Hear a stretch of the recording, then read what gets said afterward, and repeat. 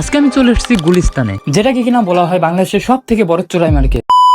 তো সর্বপ্রথম একটা বাসে করে আমি আর আমার ফ্রেন্ড মিলে চলে আসি আমাদের সবার প্রিয় স্থান গুলিস্তান। আমরা সবাই জানি যে গুলিস্তান হচ্ছে এমন একটি জায়গা যেখানে কিনা সব ধরনের পণ্য কেনা বেচা করা হয়। তবে হ্যাঁ, চোরাই মার্কেট হিসেবে গুলিস্তান অনেক পপুলার। আর সেই এক্সপিরিয়েন্স নেওয়ার জন্য আজকে আমি মূলত চলে আসছি গুলিস্তানে। মার্কেটের ভিতর ঢুকে আমি দেখতে পাই সারি সারি ব্লেজারের দোকান। আর এখানে ভাই এত পরিমাণ দোকান যে কি বলবো, দোকানের কোনো অভাব নেই। এই দোকানটাতে আমি আসি মূলত প্যান্ট দেখার জন্য, কিন্তু প্যান্টের কোয়ালিটি তেমন একটা ভালো না হয় আমি এখান থেকে চলে যাই। একের পর এক দোকান আর একের পর এক মার্কেট, যেন আমার কাছে মনে হচ্ছিল যে শেষই হচ্ছিল না। আর আমার কাছে মনেও হয় না যে আপনি একদিনের মধ্যে গুলিস্তানের মার্কেট ঘুরে শেষ করতে পারবেন। যদি আপনি দামাদামিতে এক্সপার্ট হন এবং গুড কোয়ালিটির পণ্য আইডেন্টিফাই করতে পারেন, তাহলে এই মার্কেটটি আপনার জন্য বেস্ট হবে। যাই হোক, এরপরে আমি চলে আসি একটা জার্সির দোকানে। মূলত আমি বাংলাদেশের একটা জার্সি কিনতে চেয়েছিলাম, কিন্তু এখানে বাংলাদেশের জার্সি না থাকার কারণে আমার আর কেনাও হলো না। কিন্তু এখানে আমার ফ্রেন্ডের কিছু টি শার্ট পছন্দ হয়ে যায়, সেজন্য ট্রায়াল দিয়ে দেখতে ছিল যে সবকিছু ঠিকঠাক আছে কিনা। তো সবকিছু পারফেক্ট হওয়ার কারণে ও এখান থেকে টি শার্টটি কিনে ফেলে। তো এরপর আমরা চলে আসি এখান থেকে অন্য আরেকটি মার্কেটে। আর এই পুরো এরিয়াটা জুড়ে ছিল শুধু জুতোর মার্কেট। আমি যেটা দেখলাম যে প্রায় সব ধরনের জুতো এখানে ছিল। যাই হোক, গুলিস্তানের সব থেকে বড় একটি সমস্যা হচ্ছে পকেট মার। যদি আপনি গুলিস্তান আসেন তাহলে অবশ্যই এই বিষয়টি মাথায় রেখে সাবধান থাকবেন।